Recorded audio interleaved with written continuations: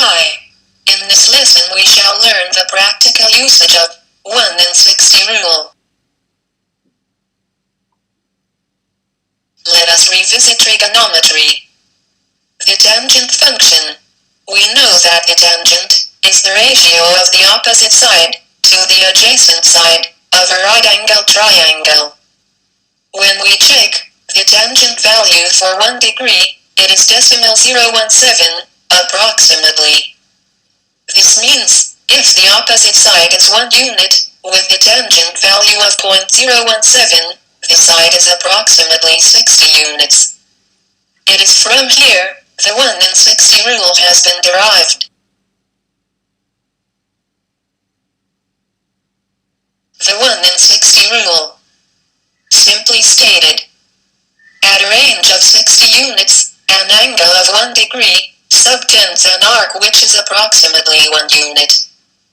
This rule is true for all units including kilometers and miles.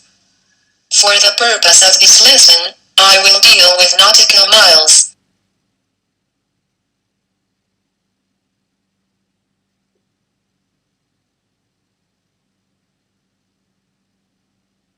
Let us dwell upon this. Look at the diagram.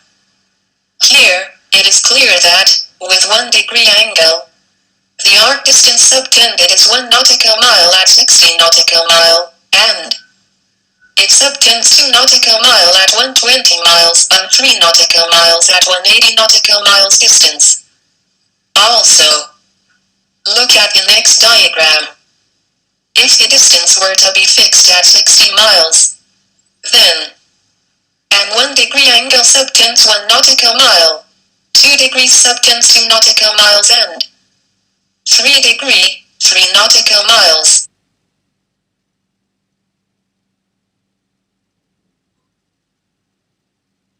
Let us go further. Here, I have tabulated the tangent values for degrees and in the table below, the arc distances. Notice that as the value of angle increases, the arc distance deviation from the angle also increases. For example, at 5 degrees, the distance is 5.22. Well, fairly close to the degree value. But, look at the value at 20 degrees. The arc distance is incremented by almost 1.84, close to 2. That's almost a 10% error. I will caution you at this point not to use this rule for over 20 degrees. However, you will never need to use one. Let us go through some practical examples. The aircraft in the diagram has to fly 240 nautical miles on a track. After flying for 90 nautical miles, the pilot finds that he is off track by 6 nautical miles. How will he go about correcting the error? Just recall that track error is defined by the distance off track, divided by distance traveled multiplied by 60 degrees. Let us see further.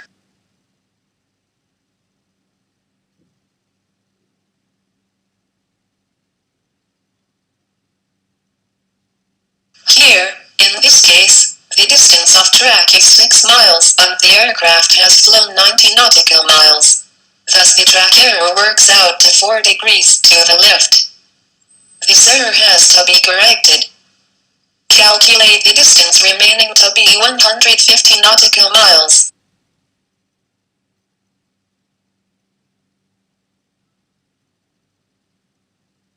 The distance off track of 6 nautical miles has to be corrected over the next 150 miles.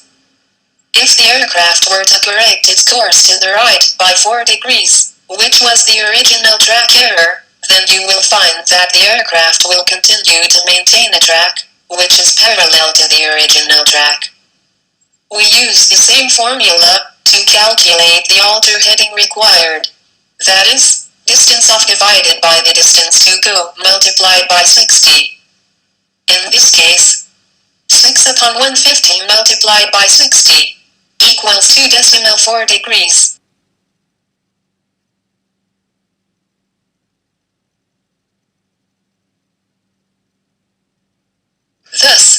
total alteration of 6.4 degrees will bring the aircraft back on track by the next point.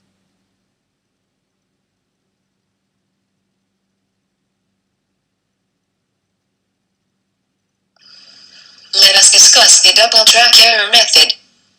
It may often be cumbersome for a trainee pilot to calculate the distance to go when they are not in whole figures. In such situation, this method is useful. Simply, after having flown a specific distance, if the track error were to be calculated, then apply double the error and the aircraft will be back on track when the aircraft flies the same distance which it has already flown.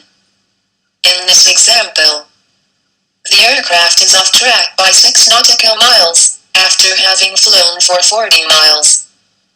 The track error works out to 9 degrees to the right. The pilot simply has to apply correction of 18 degrees to the left. He will regain track by the next 40 miles. Of course you should have sufficient distance to go on the track. Logical, isn't it?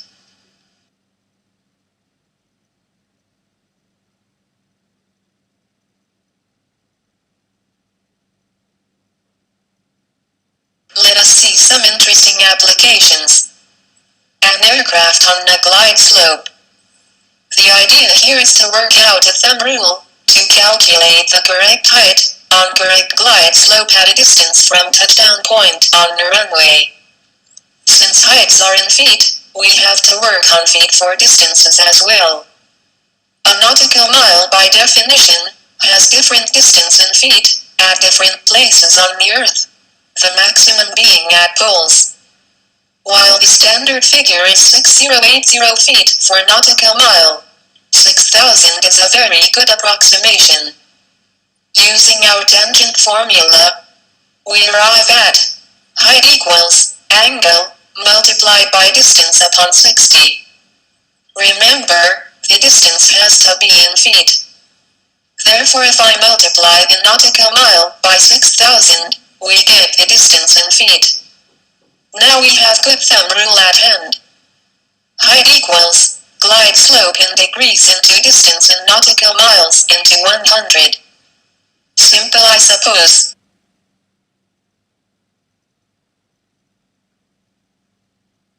In this example, the glide slope is 2.5 degrees. At a distance of 2 nautical miles, the height has to be 500 feet. You may like to calculate in your mind some heights for a 3-degree glide slope at 3, 4 and 5 nautical miles. Okay. I solved one for you. At 4 nautical miles, for a 3-degree glide slope, the height should be 1200 feet. Please notice that the aircraft has to descend through 300 feet for every nautical mile traveled.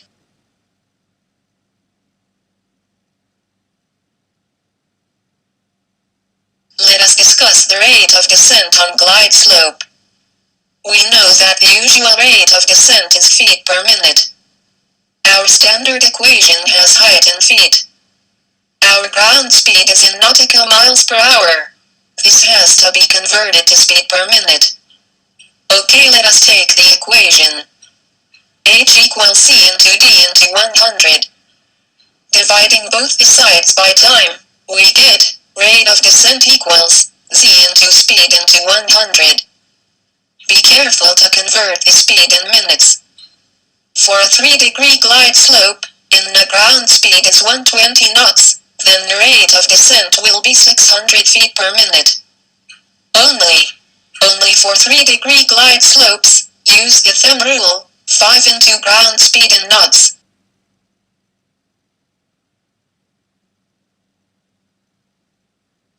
Let's take up the problem. Glide slope is 3 degrees. Ground speed is 140 knots. What will be the rate of descent? If the ground speed were to reduce to 120 knots, by how much will the rate of descent needs to be reduced? Simple. Initial rate of descent is 140 into 5. 700 feet per minute. With ground speed 120, the change in ground speed is 20. Reduce rate of descent by 20 into 5. Say 100 feet per minute. An useful application of the rule is in weather radar management. Using the tilt intelligently, you can use the radar to find out the height of a cloud, on base of a cloud. It can also be used for picking up the ground clutter and distinguish geographical features by experienced pilots. Please be aware of the concepts of beam width before using the tilt for calculations. These shall be covered in the weather radar class.